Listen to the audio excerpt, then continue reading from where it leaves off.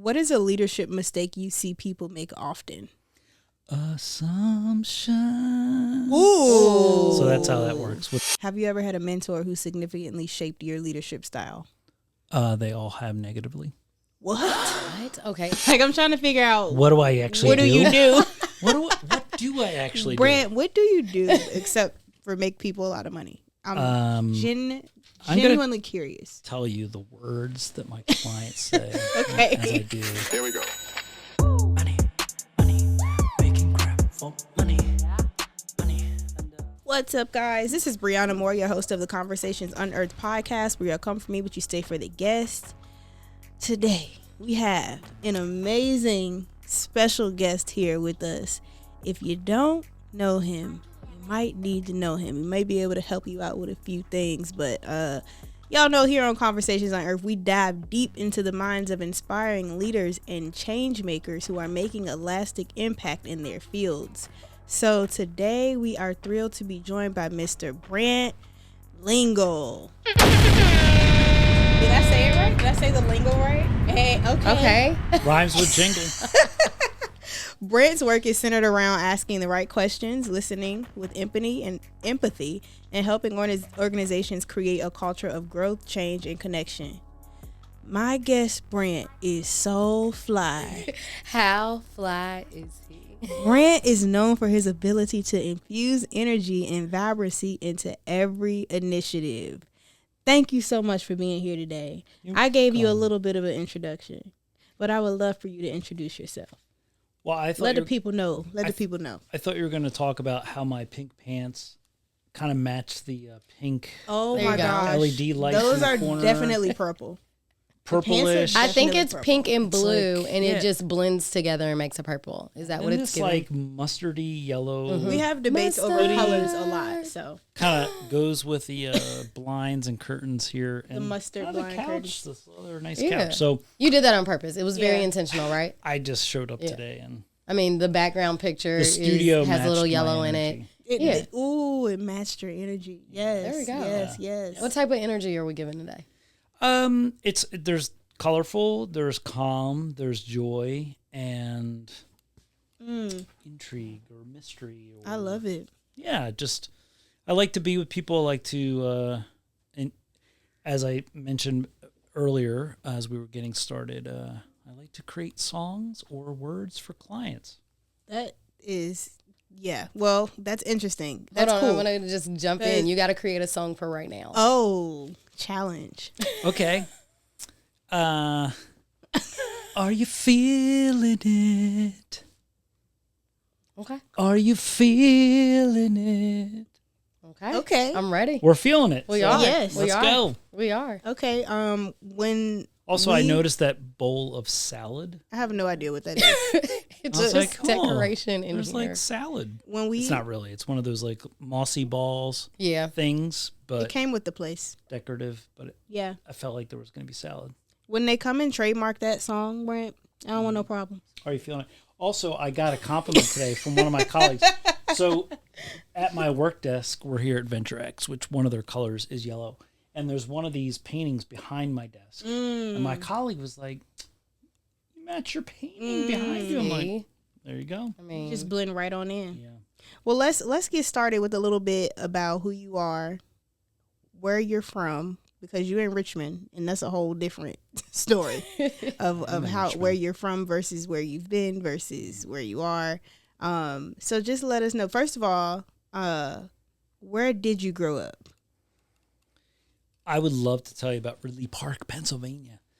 But before I do, I'd love to tell you about Richmond okay. and what it means to me. Let's hear it. So my entire life as an adult, Mm-hmm. going to nice places, vacations, different. I have often said to my wife, why can't we live here somewhere like this? Mm. I would love to live here. Mm-hmm. I would love, it's like you kind of picture yourself somewhere. You've had that experience. So we are now in that place. Mm. Wow. We just went to the Outer Banks over Thanksgiving. Mm. I'm like, can't wait to go back to Richmond. The food's better. What? Shade on the Outer They Banks. do but say the Definitely. food here in Richmond is it's so top good. tier. And it is. I know CNN named Richmond the #1 city to visit in 2024, and I keep telling my clients, get here before the year's over because they're going to name a new city in 2025. You know, it's true. Yeah. But yeah, we're in a space where we feel like welcomed. There's so much diversity, so much happening, new construction, new buildings. Yeah. A lot of the clients I serve are in commercial construction, so there's lots of opportunity. And it's just kind of the type of city that it's chill. Yeah. Yeah. It's a very chill city. When I first came here in January, first time here. Oh, you just got here. Oh yeah, we just moved in March. Oh, wow. I'll tell you that story Wow. today or another day. From But across the world. yes, we were in New England and the Northeast, and I was like, "Where's the traffic?" Yeah. No. I'm like, "It's the 15-minute city. You can get anywhere in 15 minutes." Yep. So I love the relational connections here. I've got a bunch of new friends I would love to just shout out to, and so I'm just grateful to be in Richmond and be part of the community. Been here since March of 2024. Grew up just outside of Philadelphia, little suburb, Ridley Park, near the airport and I-95. Yeah. Yeah. I actually live closer to 95 now than I did when I was growing up. Yeah. Fun fact. And it's a great. I love Philly. I'm a huge Philly sports fan. I'm a huge Eagles fan. Okay. So go Birds. I'll And accept that. Yeah, thank you. I'm not upset at the Eagles. You're not? I'm not upset at them. Well, I know you're a Colts fan. I am. Who don't I like? Like, I don't ever want to cheer for? The Cowboys. Thank you. Yeah. We are connected right See, there. We're good. Yeah, so it's a great year because the Cowboys are terrible and the Eagles are good. And then I spent probably good 12 years in New England, in Western Massachusetts. Beautiful area, cold. Yeah. What happened there was winter was my favorite season growing up. Yeah. And then by the time we were kind of ending our tenure in New England, I was like, I am done with winter. Yeah. So that was part of the like, hey, move south, not too south, somewhere in the middle. Yeah. I was thinking about this just earlier today, and I was like, this will be my first full winter here in Richmond. So we'll see. It was 22 degrees yesterday. I feel that, and I have not yet had this feeling. Why is it so effing cold out? Yeah. And I would be angry at how cold it was. I haven't gotten that. Oh, okay. Okay. Yeah, it's not like a Nevada cold where it's like chilled to the bones. Are you from Nevada? No. I've been to Vegas. I'm like, In the winter? Yes. yeah. Why'd you go in the winter? I think flights were cheaper. That's probably true. Okay. That's true. I've been call. too in the winter. I went for my birthday one year, and In January. granted it was cold, but like I don't think it was like chilled to the bones cold. They have dry, like their cold is dry Yeah, and their heat is dry. So Yeah. ours is kind of like humid. Like there's a little bit of moisture in it, it's cold, so it doesn't. Yeah, and I'm not feeling it either, Brant. Yeah. I'm not feeling it. Well, I got some fire round questions for you. Go for it. I don't know if these are all yes or no questions, but I wish they were. It's okay if they're not. No problem. I'm ready. What is one leadership book or resource that you always recommend? I love Atomic Habits. Okay. Absolutely. And I don't know if it's a book. I would say it's like a concept of literature, wisdom, any wisdom literature for leaders. So like Think and Grow Rich, like the Napoleon Hills. Yeah, like just think outside your day to day. Go deeper, go longer, go broader. Yeah. Have you read The Big Leap? No. Yeah. But now Go check it out. I'll check it out. Check it out. That's her. Awesome. That's hers. Love that. That's her. She loves that book. I do. I recommend it to everybody. What is a leadership mistake you see people make often? Assumption. Ooh. So that's how that works with songs and the words. What did our word assume? If you assume, that makes an ass out of you and me. You're right. Right. Yeah. Yeah. So we don't like to be S's. Yeah. I see it happen a lot where leaders assume that you're fully bought in, you think like I do, and they don't take the time to understand how other people think. They don't create what I call buy-in moments. Yeah. I have these conversations all the time where it's like, well, this is the new thing we're doing, or the new hire, the new adjustment, the new whatever, and you'll like it because it's good for us and it's better for the company. And they never give people the time to process the loss that they may have experienced in that change. And they assume that everyone will just be like, sure, let's go. And so I think assumptions happen a lot in leadership. And it's hard because when you're a leader, the higher you go, the more blind spots you get. Yeah. So you have to rely on direct feedback. You have to rely on outside support from consultants or coaches to just like help you. It goes back to that like wisdom literature, like think outside of your realm. Yeah, your realm. Yeah. That's it. That makes sense. Mm-hmm. And do you believe every leader is born, or can leadership skills be developed? Yes. Yes. Yes. Do you believe in work-life balance for leaders? Yeah, why would you not?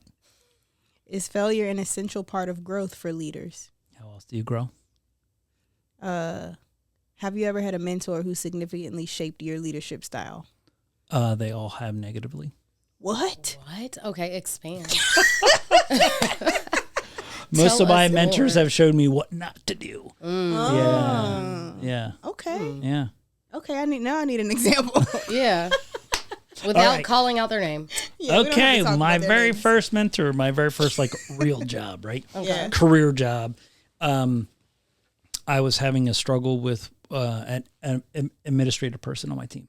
Okay. So since day one, I've always had like people that reported to me. I've always been in leadership roles when I was like early 20s. Yeah. And my admin needed to communicate a certain way, and I needed to communicate a certain way. And I wasn't sure what to do. It wasn't working. So I came to my boss, who was my mentor, and I said, this is the situation. What should I do? He said, at the end of the day, you're the boss. Let her know. So I did. Worst advice I ever got. Yeah. She was ticked. She almost quit on the spot. She didn't, but eventually she did. And I was like, oh, that's not what you're supposed to do. No. Don't recommend. Lay down the law. Yeah. If you're listening, mentor, you know who you are. You know who you are. Is trust the foundation of effective leadership? I mean, trust is the foundation of relationships, and relationships is the foundation of leadership. Okay. Yeah. Do you believe that leaders should sometimes take risks to inspire innovation? Risks are essential, and so are innovation. And so when you're in a risk-free zone, you probably are soon not to exist in your realm. And we had a podcast with actually Brittany Seward yesterday from the chamber, and she's head of the DEI initiative. Love and that. she said that if you are involving DEI in your corporation, you are guaranteed to return a profit. Is that true? Do you feel like that's 100%? Well, yeah? I will.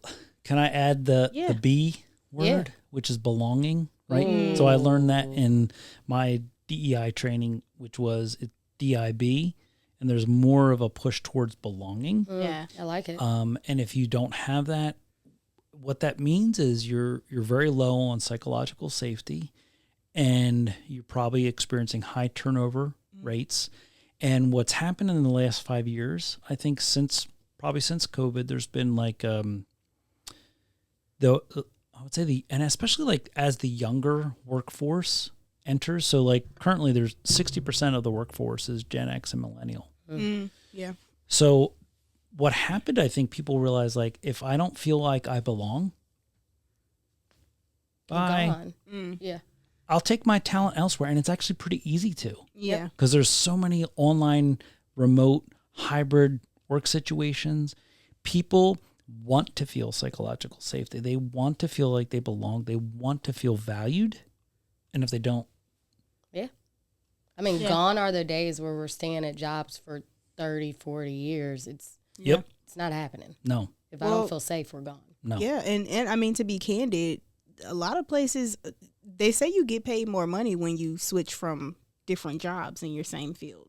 Yeah. Like if you kind of hop from place to place, you get the experience here, and then you go somewhere else, you're pretty much guaranteed to get a raise. Yeah. So, in the type of work that you do, I'm wondering how you got into it. Like what? Sure. Because you're really good. I mean, I know you used to be a pastor. I did. And we've had a few people on here who used to be pastors. But like you're used to kind of also like a worship pastor, so that's where the songs come in. Okay. Worship pastor. Yes. But you're really good at like kind of instilling faith in people, just seeing things in people, bringing things that maybe they didn't know they had inside of them. You're good with bringing that out. So this seems to fit you perfectly with the career that you have. How'd you get into it? And what was the segue from worship pastor to executive consultant? Like how did that whole thing happen? How did that happen? That's a story. There's like two separate planes. I'll look ahead, then I'll look back. So right now in the workplace is a lot of focus on EQ. And what's that? Emotional intelligence. Okay, I got it. Yeah. And Harvard Business Review put out a study in 2019, maybe. 85 to 90% of an executive's success rate is based on EQ. So you have technical skill and you have like your experience and your resume. That equates to about 15% of your effectiveness. EQ is 85% to 90% of your effectiveness. Wow. So if you're not strong in a senior leader role in EQ, you will fail. Wow. Absolutely. Wow. And what's going to happen, I think, in the next 5 to 10 years is SQ, spiritual quotient. Oh. That doesn't mean be religious. It doesn't mean like my faith, I impose. It's not anything about religion or politics. It's about if I don't create deeper meaning for you. And actually what we're learning in our work is your, the emerging generation, probably especially millennials and even, Gen Z. Yeah, I think that's next. 20s. Yeah. If I don't help you create spiritual meaning in your work, you'll leave. Yeah. I can see that. And I hear so that a lot. As a leader, if you're not tapped into some wisdom literature, something more than just like the grind, the 9 to 5 or 8 to 6 or whatever it is, and the hit your numbers and all that. If I can't help you find depth of meaning, you will leave me and you will go find a leader that will. Yeah. That's interesting. Yeah, that's deep. So that's my future. That's your future. Okay. Now take us back. My past, how did I come from like, hallelujah, to how can I help you? Yeah. I gotta find these videos. We gotta clip them up. Oh, they're there. He looks nothing like he looks now. Who's this guy with the beard? So I was my career started in church work, youth programs, music programs, a number of different denominations, a lot of fundraising, and my background, my training was in organizational leadership. Okay. So I always kind of used like executive leadership as and I was leading large teams of volunteers, doing a lot of fundraising. So it just kind of, and I worked with a lot of boards. So it just kind of like continued to progress where I eventually was like an executive pastor and helping oversee a lot of different programs, a lot of different staff, all that kind of stuff. And so then it kind of morphed into more nonprofit executive work. Had my certification at the Institute of Nonprofit Practice based out of Boston, New York City. And really through that experience, got to connect with a national networking group called the Networking Group. And also... Very original. Yeah, I know. Just kind of makes sense. Sometimes you just have to name it what it is. And then I was in a transition period where I was like, okay, what's happening next? And then someone that I was a mentor for early in my career Scott Hackman. Okay. He was also a youth pastor in our Wow. little neck of the woods in In Pennsylvania? southeast Pennsylvania. Okay. And we used to have all kinds of spiritual conversations. And I just kind of helped him in his career early on. And we just stayed in touch, reconnected on LinkedIn, had a phone call every 5 years kind of thing. Yeah. And then he started his own practice as a consultant. He kind of cut his teeth in that with family-owned businesses. And was part of another firm, and then started his own practice, I think, in 2017. Okay. And Scott Hackman Ventures, because that is Yes. who you work for now. I see that office is actually in Pennsylvania, It is. and you're here in Richmond. Yes. So, and that's another story to tell. But Yeah. what happened was I called Scott and was like, listen, every time I've been in a significant change or transition, I've learned the practice of forming what's called a wisdom group. Mm-hmm. So you get like 3, 4, or 5 people that are like in your like corner. accountability Yeah, partners. just like, Yeah. I need to process, like just people that are like helping you through that change. Yeah. Because you don't go through transitions alone. Nobody does. Oh my God. You should. can't. You just can't. And so if you have those people, and Scott was one of those people for me, probably a couple times, and I was probably that for him a couple of times. And then it was like, I remember this specific moment. I was in my house at that point in Pennsylvania, and I said, I'm a free agent. And he said, well, I don't have an opening, but I do have a client in a couple weeks. Do you want to just come with me? And I was There like, you go. sure. And so here I am. Wow. 3 years later. Wow. And I still am working with that client, which I love them. Cupola Academy. So That's That means you did a amazing. good job, number one. You did, yeah. Did you drop some songs in there? I probably did some songs and made up some words, but it was fun. I liked it. I think I was good at it. I was like, I could learn this craft. Yeah. I think I could get good at this. I'm good with people. I know people. I know leadership. I know organizations. Like that's my skill set. Yeah. So Scott Hackman Ventures is changing. Okay. Okay. So Scott was Scott, and then it was like a Scott +1, then a Scott +2, and then like I joined, and then so now as we've grown, we're a firm, and so we're shifting our brand. I don't think I'll get in trouble Okay. pre-announcing this, but we'll be sustaining human value. Breaking news alert. Right. SHV. So we're still sticking with SHV, but we really have like SHV Partners, which is like our firm for consulting. We'll also have SHV Press, which is going to be helping people with podcasts and books and like marketing, things like that. Okay. And then we also have SHV Pathways, which is going to be like SaaS products and different things that we're helping. We just want to keep helping. Our passion is to help leaders develop their teams. My personal passion, my why, if I can make a leader's life a little easier, Yeah. Yeah. That's amazing. that's my joy. The reason is if their life's a little easier, they do their job a little better. That load is a little lighter, and then their organization, their team improves. And one of my hashtags on LinkedIn, if you follow me, is no sucky bosses. Okay. So Okay. We need that. How can we get to 100% of no 100% sucky bosses? no sucky bosses. That's amazing. Yeah. When Love it. I guess I'm trying to figure out too, like, I know you do the strategic design and you're a coach. Yes. So you're kind of like the point of contact for your clients. Sure. They call you when they're like, hey, should I post this on Instagram? Or like I'm trying to figure out What do I actually what do you do?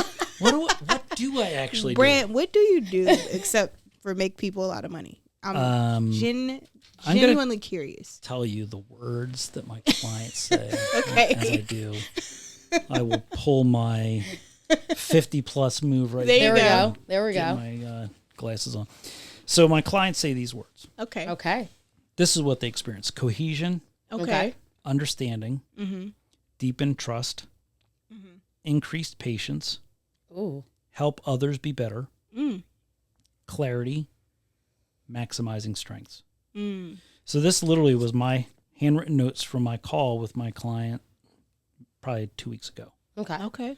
And my question at the beginning of the meeting is, what do you want to accomplish in this meeting? What do you want to feel? These were their words. Wow. Then at the end of the meeting, I said, "This is what you said. I saw every single one of these things," and they were all shaking their head. This is what happened. So how long are these meetings? Are they typically, and you can say, hey, I'm not telling you all of everything that happens around here, but are they typically an hour? Are they day long? Do we meet in person, virtual? How Yes. All of it. All those things. So that meeting was a 90-minute meeting with an executive team of a commercial construction company. So it was the CEO, the CFO, the HR person, the business development person, the operations person, and what we did in that meeting was we've been working with this client for like 3 years. They've been growing, and there's been new leadership and all that. And what happens with growth and new leadership is they need to be aligned on the same page, understand each other. So we'll use assessment tools. So one of the premier ones we use is Hogan assessments. And with this client we've used others, TTI DISC assessments as well, Working Genius. And what we did was we looked at all their results and we helped them understand each other better, which was one of their things, maximizing their strengths, which was one of their things. And at the end, they said, I want to leverage the strength of this person more. Okay. I understand this person better. I have more clarity on how to work better with this person. When you can accomplish that at like the C-suite, the trickle effect is astronomical throughout the organization. We're also working with so that's the C-suite, the second tier and the tier below. So it's like 3 tiers. So typically we're in at the C-suite, who they report to, which would be the board, and then who reports to them, and sometimes also the 3rd tier. That's usually like our sweet spot, because then once you create that level of understanding, appreciation, how to leverage and maximize strengths.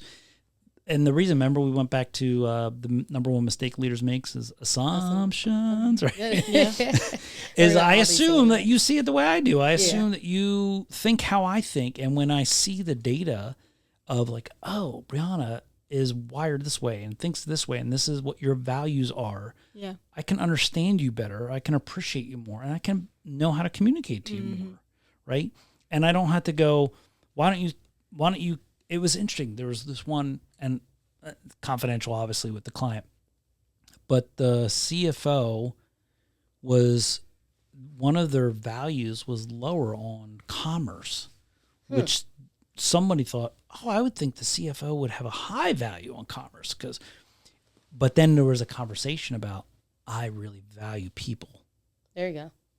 Over profits. And that's part of the value of the infrastructure of the organization, right? So it's like it creates an opportunity for understanding. To get to know each other. Yeah. Absolutely. Yeah. So, question, you guys are organizational and leadership consultants, correct? Yeah. Does the organizational and leadership consultants have a consultant that helps bond? Because you guys are growing as a team. Yes, yeah. Do you all have someone that comes in and do the same thing for you? No, we're just terrible people. We hate each other. No, I'm just kidding. So early in I just kept saying, we have to practice what we preach. So we started to do more of our own internal consulting. And then, yes, we're a part of, it's called a Society for Process Consultants. So we have our certification in process consulting. And so we've leveraged them to train us, to assess us, to help us know how to also be better. And what we've come to appreciate, like, we really value the whole human. Thank you. Sure. You're welcome. We also value a learning stance. And we really want to create like belonging environments. Yeah. And so those are some of the things that we really work on. So we'll talk about those all the time with our clients, but also in our own team meetings. Yeah. Yeah. I love it. And this is like a financial literacy based podcast. Yes. Somehow my interviews just keep going off on other things, which I love, because I love the leadership talk. I love how you bring everything in by like noticing how to get in touch with the human behind the title. Like that seems like what you do. And that's like just changing your mindset when it comes to business is something that I just feel like a lot of people need to do. Like you will you will be a lot more successful if you know yourself. I love that. But as far as like financial literacy questions when it comes to business, do you guys help your clients too with like the books, or is that probably a separate type of person? Are you guys working with like the CPAs? Do you guys provide like budgeting sheets and things like that? How does the financial side of it work? We don't believe in money. Just I got kidding. You. There you go. They're just operating out here with everybody's. It's endless money. Who cares now? Yeah. Teach me how to get to endless money. For one, we don't. We strive not to have a scarcity mindset and have an abundance mindset that there literally is endless money and endless opportunity. And we want to help our clients first grow in emotional literacy. Okay. Because if you're fluent in emotional literacy, you will reap financial rewards. There you go. The reason is because the way you make money is through people. Yeah. And the way people function is through emotions. So that's how we train our clients. If you can get, we have the feelings wheel. It's my mouse pad. I should have brought it. Oh gosh, I love the feeling wheel. Listen, oh my god, I have it saved in my phone in my favorites. Thank you. So please keep sharing that and telling people keep learning. So I'm not kidding. I had a coaching client. Okay. A couple weeks ago, said, "Listen, I need to talk to you about outside of business stuff." And that happens. We always tell our clients, whole human. If you want to talk about other things, totally fine. We're not therapists. We're but we're here for you, whatever you need. And he was talking about some things at home, and we talked about the feelings. Well, it's something that we've talked about a lot. And he's like, "I'm gonna bring this home. I'm gonna talk about it with my kids." Absolutely. Texted me. You're He's like, happy. I had a huge breakthrough with my kids.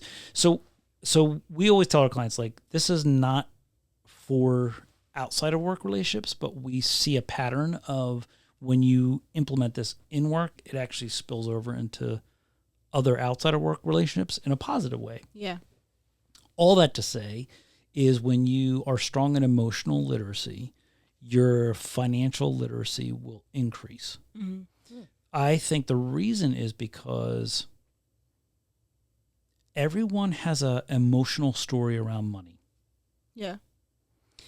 And again, we're not psychologists, we're not therapists, but when you talk about your financial situation in your business, you have emotional feelings that connect with that.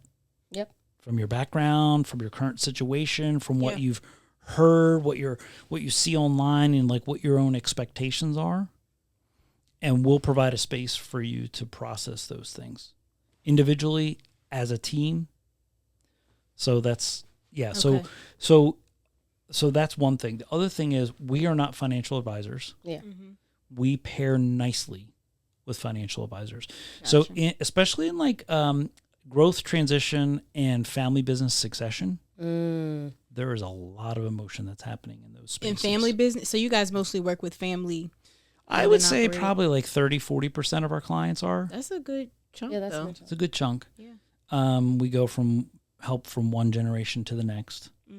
We'll help manage that transition. What we see in the eyes and the faces of legal, estate, and financial planners.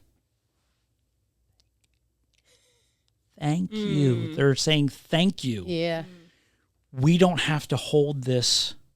They will, and they can, but that's not their area. That's not their training. They don't want to be in that space. If they don't, they will. So, we get the opportunity to work with lots that have been in that space, but it can be emotionally taxing. There's a lot of relational dynamics, and that's our expertise. Yeah. And that's where we'll come in and help. So, especially when you're dealing with family-owned business, when you're dealing with mergers and acquisitions, there's a lot of emotions that happen there, and we'll. Interesting. And I'm asking because I don't know a lot of people who own family-owned businesses.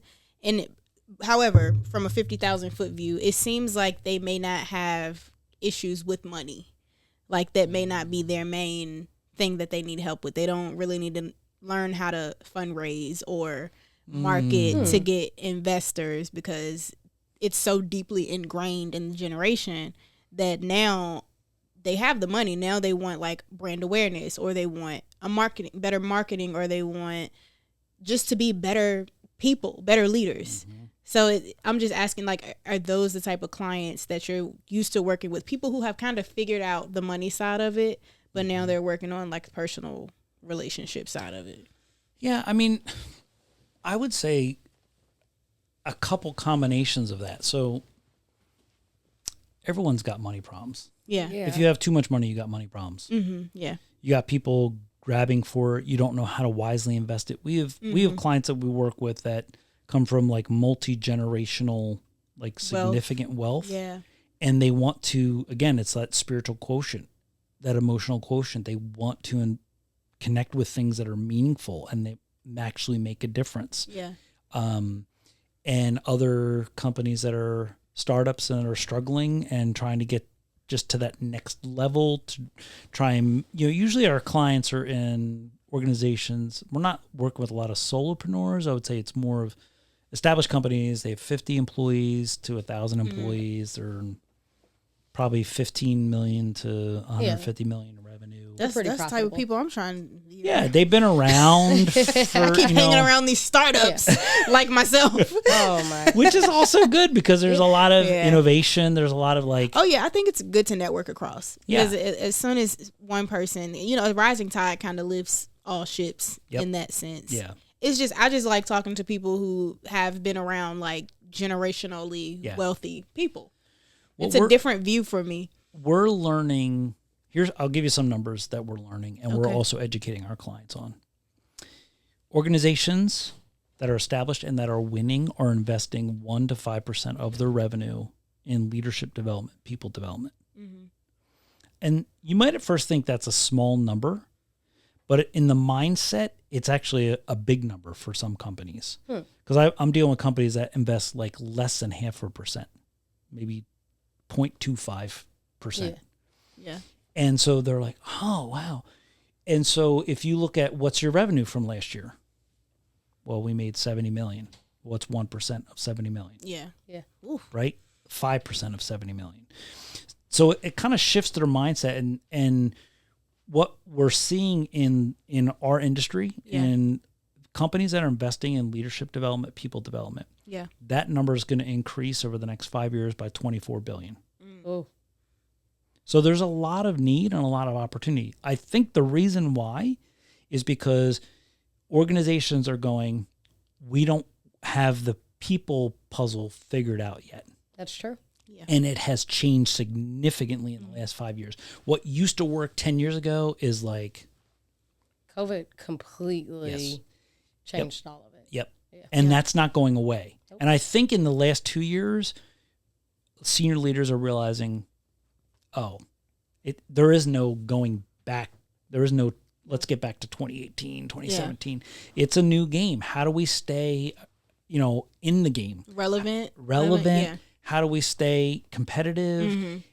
We're realizing that the workforce, like I said, that, millennials, Gen X, 60% of the workforce, the wealth transfer that's going to happen with women in the next, I think by 2030 is like $30 trillion. Yeah, tell me more. Wow.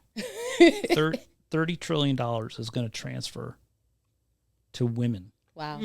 That will be owners.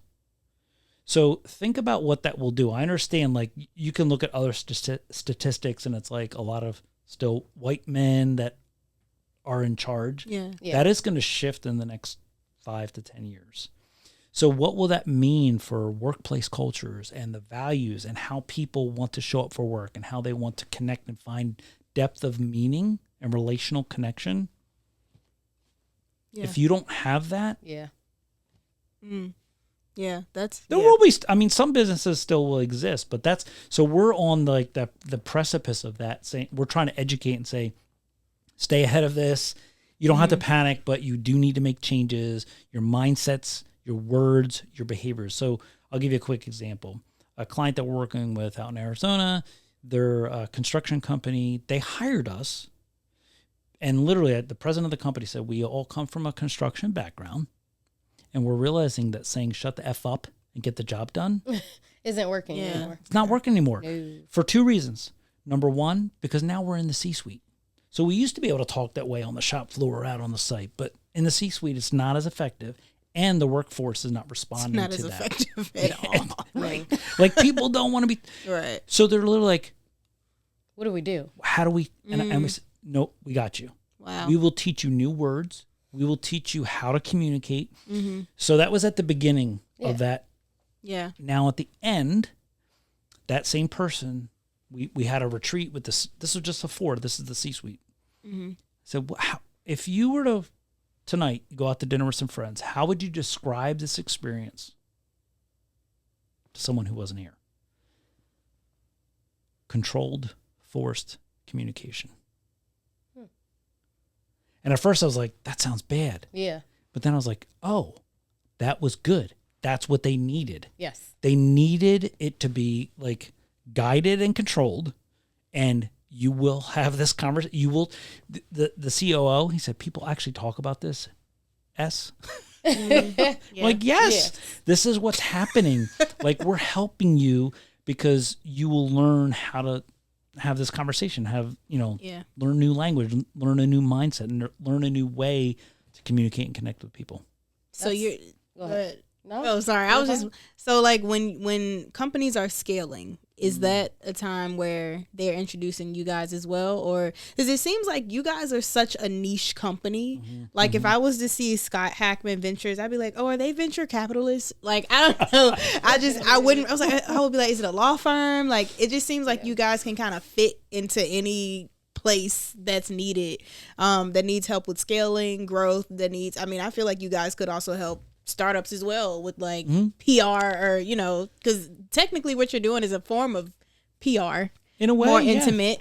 Yeah. So yeah, I'm just wondering, like, how are you guys scaling these things? I know it's 6 of you guys in this brochure. There's 6 of you guys, and you're working with these multi-million-dollar companies. So it seems like y'all may be spreading yourselves thin, but not really, because y'all have a strategy down. Yeah. So how do you guys go from like nursing this little company who needs help and needs to be spoon fed to someone who's now growing up and they're like, all right, cool, we got the basics. Now what? How can y'all still help me? Yeah, that's a great question. So we're often brought in the scaling moments, in the growth moments, in the transition moments. Okay. What I'm finding, it's almost like you could say, well, you're people specialists. You must be brought in when there's a major crisis. That's not the case. Your offense. We're offense. And we'll actually help you when you have a good offense. It's a strong defense, right? So we'll help you get ahead. We'll help you work towards what you're working towards. We come in typically in the C-suite. Honestly, mostly the person that decides to hire us is the CEO or CFO or COO. I mean, that's usually where we come in. Sometimes I'll say like our back door or side door is like the HR person or the VP of ops. Yeah.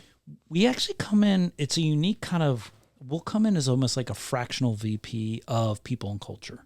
So organizations that aren't quite at that level where they have someone that has that kind of, again, going back to my pastor background, I'll be like, oh, that's an executive pastor. Yeah. It's like you understand people, but you also know how to get shit done. Yeah. Right? We're not ops. We're not ESO. We are people specialists that will help you align your communication, your understanding with each other. The way we'll scale is we'll go into the C-suite. You need help up, we'll work with your board. You don't have a board, we'll help you build one. Okay. If you're in generational transition, we'll help manage your family room, your board room, your ownership room, and your management room. We're working like kind of those 4 rooms. And then usually what will happen is they'll bring us into, like we just had a call 2 weeks ago with a CEO, owner, and a CFO. And they said, we like this. This is like education. This is better education. Like we could learn this online, but it's a conversation.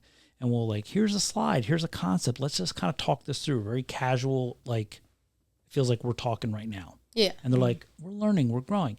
And then the CFO goes, I can think of a lot of managers in our company that could really benefit from this.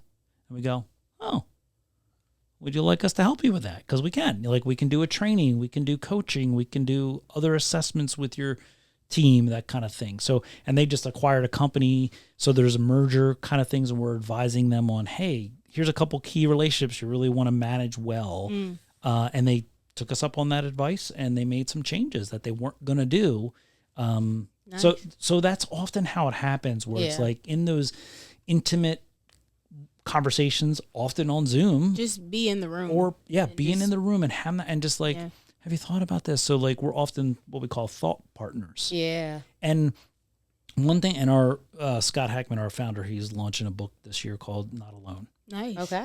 And it's really for the CEO, the owner, that, because often, it's like that saying, lonely at the top. It's a real thing. I mean, It is.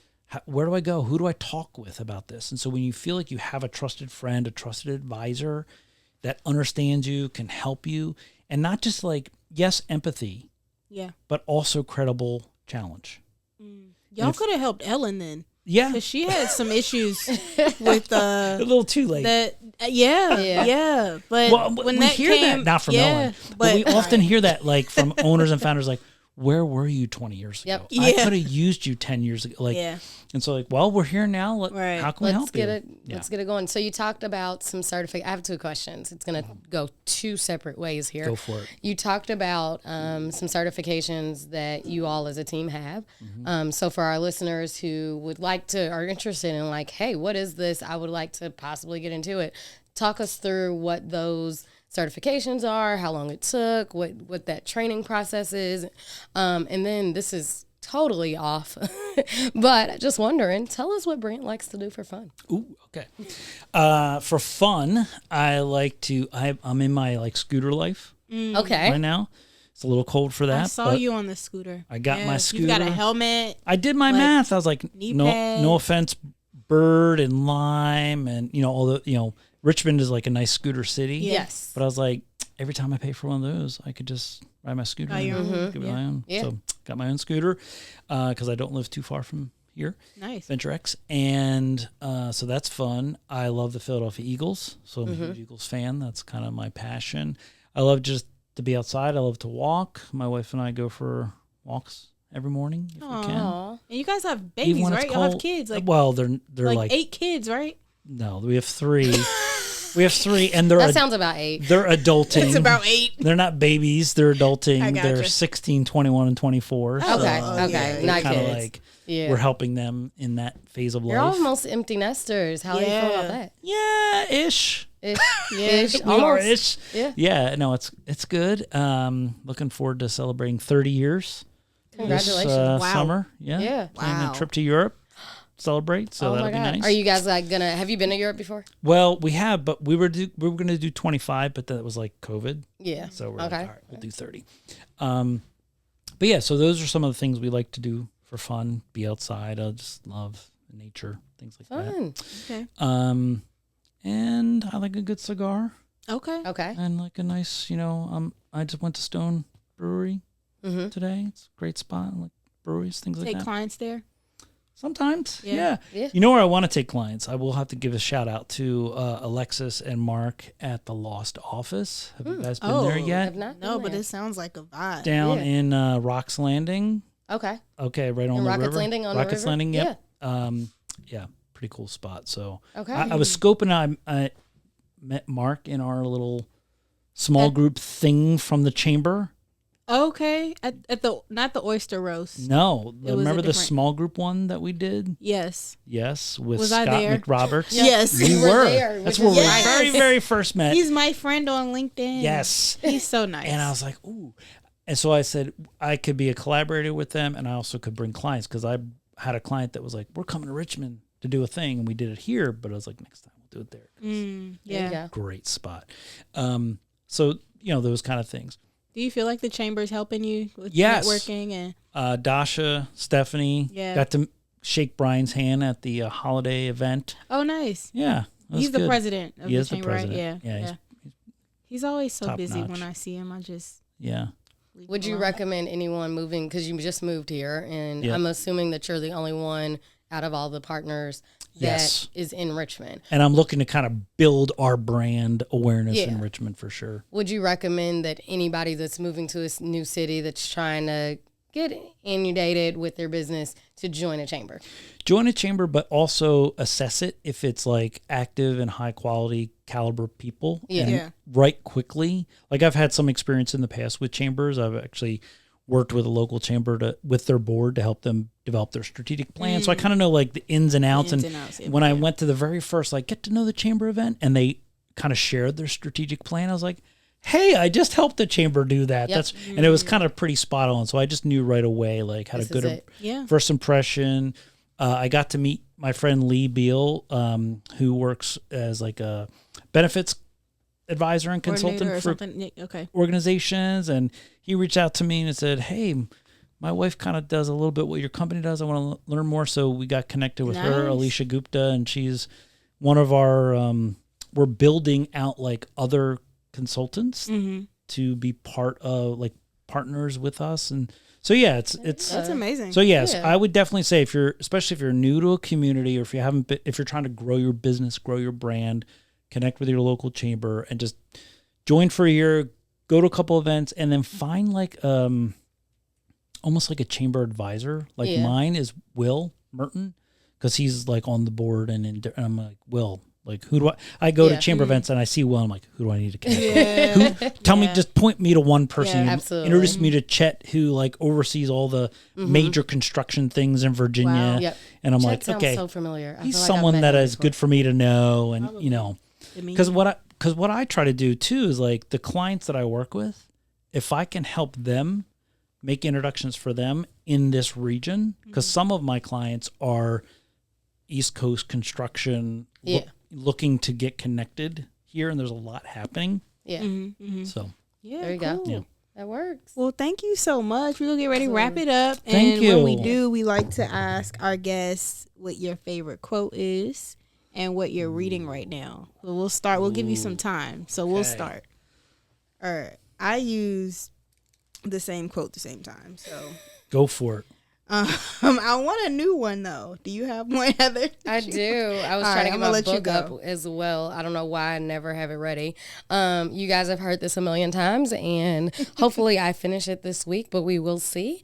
Nonetheless, I am still reading Good Vibes, Good Life, How Self-Love is the Key to Unlocking Your Greatness. Okay. And my quote that bounced upon my timeline this week, and I said, today, that I said, this is the one, is Don't Count the Days, Make the Days Count by Muhammad Ali. Ooh, I love it. I love it. Yeah. I'm still reading The Divine Nine by Lawrence C. Ross, which is a book about fraternities and sorority because I'm obsessed right now.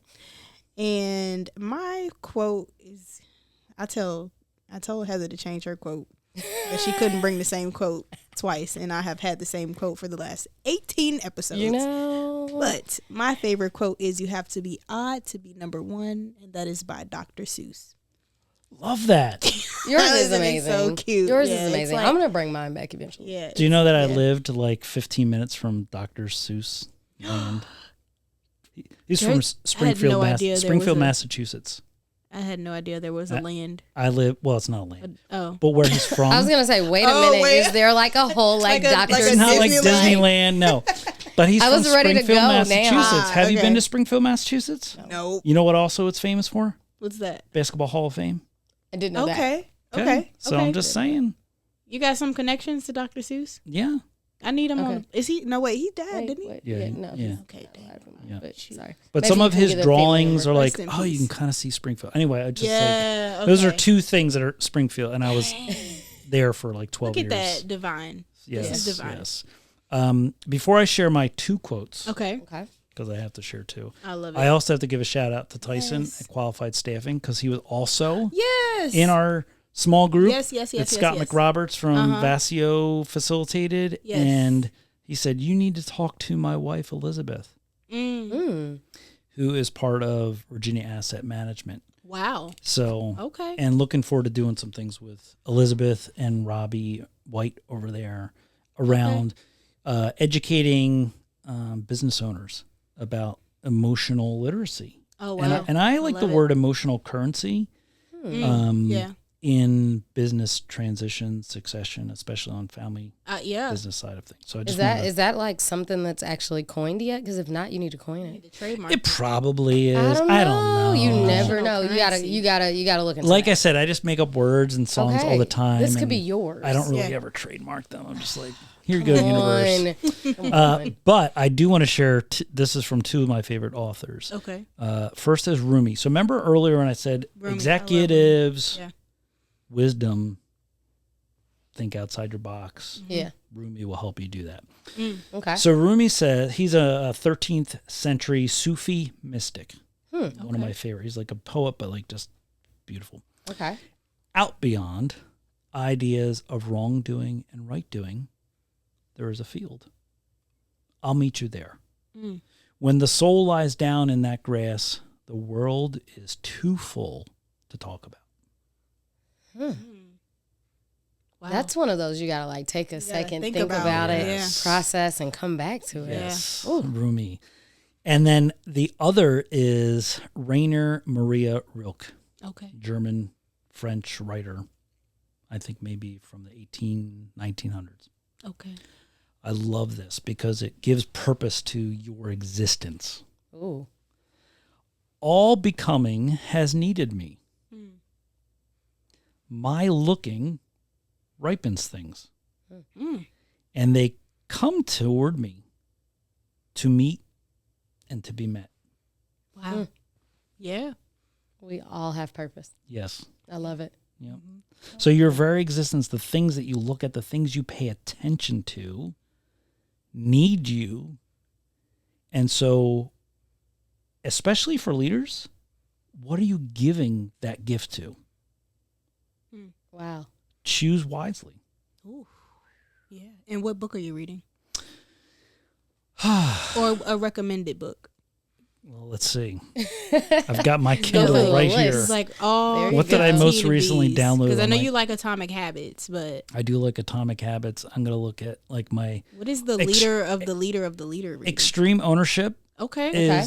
is one that's on my Kindle that I just downloaded. Also, I'm a big fan of Every Family's Business and Willing Wisdom by Thomas Deans. Okay. His specialty is family-owned businesses, and looking to connect with him because he just comes in and says, here's the questions to ask, here's the conversations to have, here's my book. Bye. Oh. Bye. And then you're like, wait and then a we're like, minute, wait, I have we'll come in and more. facilitate that whole process for you. Thank you. How much does he charge for that? I don't know his pricing, but his books are only like $15 on Amazon. Okay. I'm gonna But start that's with a good that. strategy there. Like, ready to say, hey, yeah. here you go. Yep. Have fun. I'm out. I gotta coin that. I gotta get this going. Put together my P&L first. All right, guys. Thank you so much for listening. Yes. Thank you so much, Brant, for coming on. We always say time is your greatest asset, so we appreciate you for spending some of yours with us, some of your time currency with us. We appreciate you. You guys like, comment, subscribe, leave a 5-star review. If you want to keep hearing these amazing conversations and picking the brains of the thought leaders and the amazing people in Richmond who are moving the culture, like, subscribe, tell a friend of a friend, and peace. Peace.